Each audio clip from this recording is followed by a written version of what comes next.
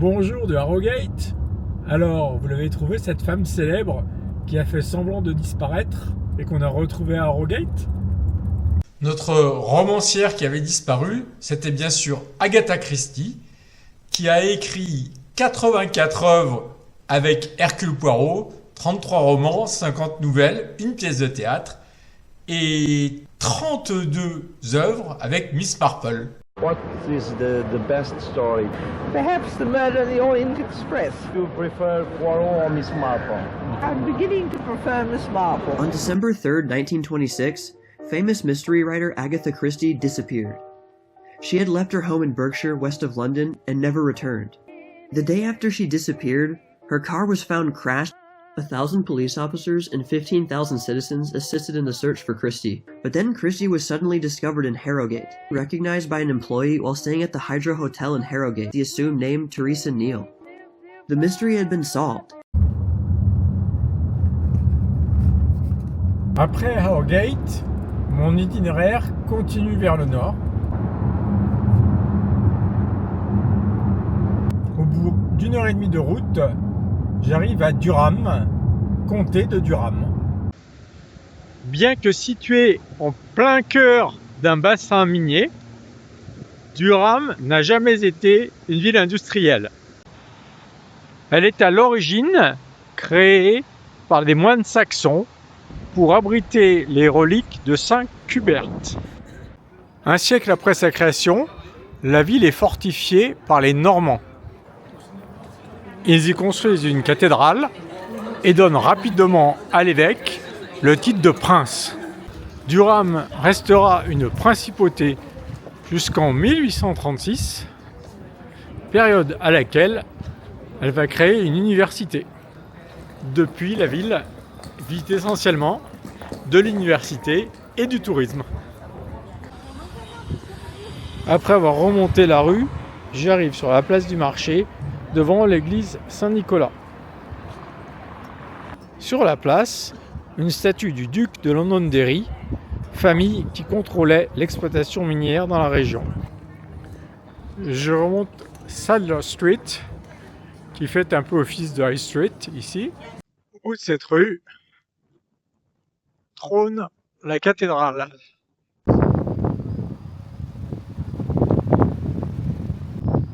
C'est un très bel exemple de cathédrale normande.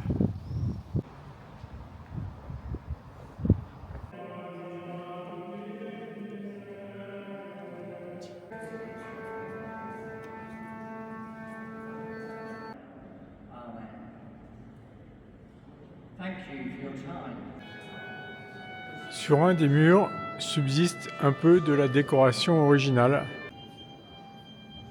Je vais jusqu'aux reliques de Saint Cuthbert.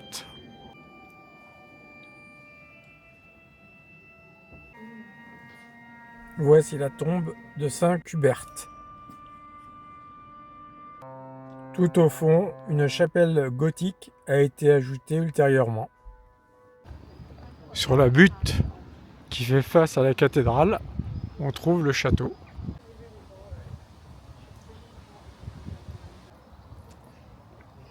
Le château est devenu maintenant le lieu de l'université et ne se visite donc pas.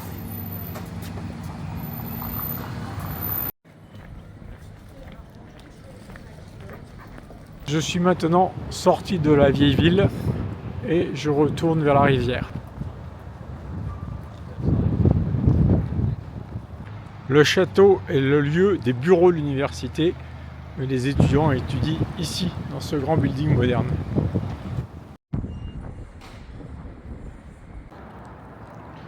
Je retraverse la rivière.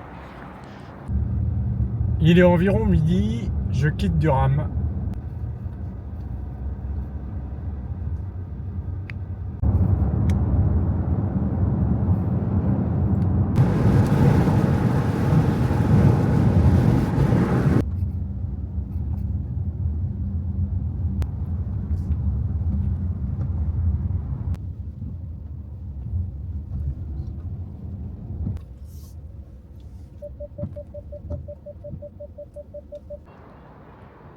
Au bout d'une trentaine de minutes de route, Je suis arrivé à Newcastle, comté de Tyne and Wear. Wear, c'était la rivière qui coulait à Durham. Et Tyne, c'est celle de Newcastle. Je suis complètement entouré de ponts. Il y en a 2 à ma gauche là, et j'en vois un 3e un petit peu plus loin. Il y en a un juste à ma droite, et 2 autres juste derrière. J'ai pas envie qu'il m'arrive la même mésaventure qu'hier, car il pleuvait quand je viens d'arriver. Je prends mon impair dans un petit sac à dos. Newcastle est une ville moyenne d'environ 300 000 habitants. Et contrairement à sa voisine, elle, c'est bien une ville industrielle. Perché là-haut, je vois un bâtiment typique des industries anglaises. Depuis les bords de la rivière, je emprunte des escaliers pour monter dans la ville.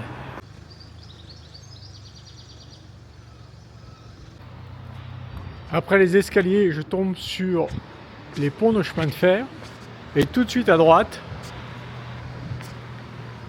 le château. Voilà Newcastle. Il y avait en fait un fort romain autrefois, et quand les Normands sont arrivés, ils ont construit leur fort, d'où le nom de Newcastle.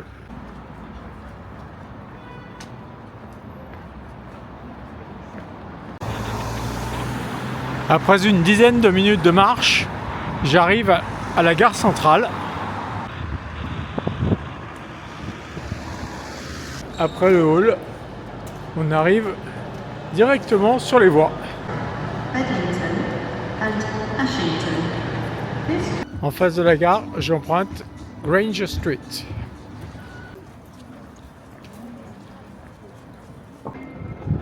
Au bout de Granger Street, une colonne avec une statue. Charles Grey, c'est le comte de Grey, premier ministre anglais au 19e siècle. Comte de Grey, c'est Earl Grey, du fameux thé que vous buvez peut-être. Je descends maintenant sa rue, Grey Street, bordée d'élégants bâtiments, dont un magnifique théâtre néoclassique. La redescente de Grey Street est longue. J'en profite pour vous donner l'indice du personnage du jour à deviner. Pour la célébrité de ce soir, je ne donne pas d'indice. Je pense que la photo suffit.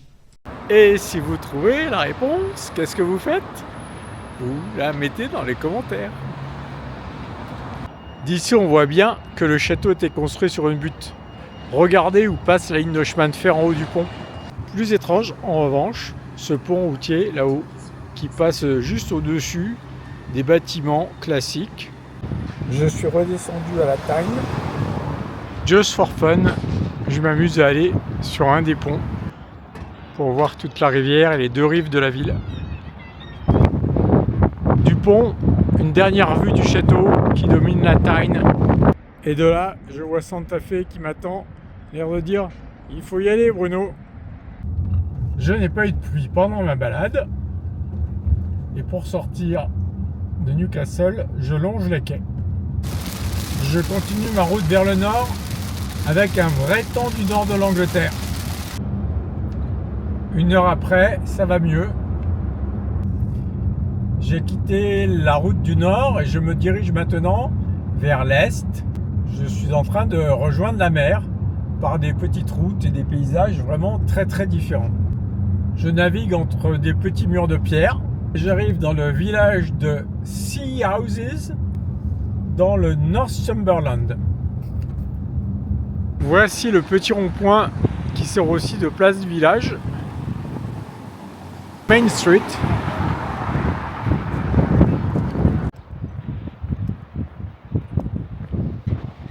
Je descends vers la mer.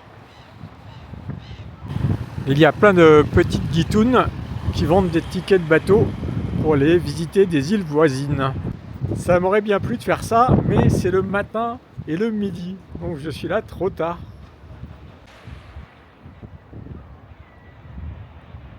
Me voici au bord du bassin, et au-delà des excursions, on voit qu'ici ça pêche encore. Le temps redevient bien menaçant, je vais aller me mettre à l'abri. Le soleil est ressorti. Je ressors aussi.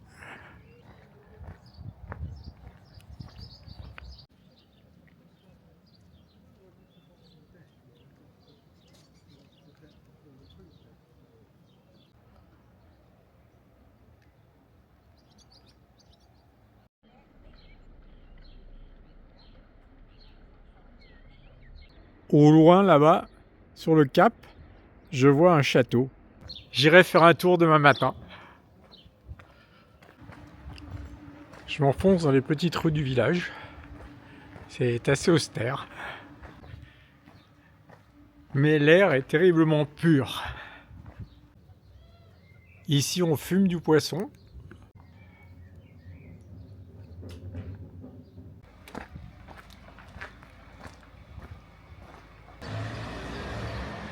Voici venu l'heure de manger. Je crois que c'est ici qu'il faut que je fasse le fish and chip. Il y a Neptune ici. Ça me paraît bien. Me voici installé chez Neptune. Et voilà, le fish and chip est arrivé. C'est un monstre. Après ce fish and chip de géant, je vous quitte. C'est tout pour aujourd'hui. À demain. Bye bye.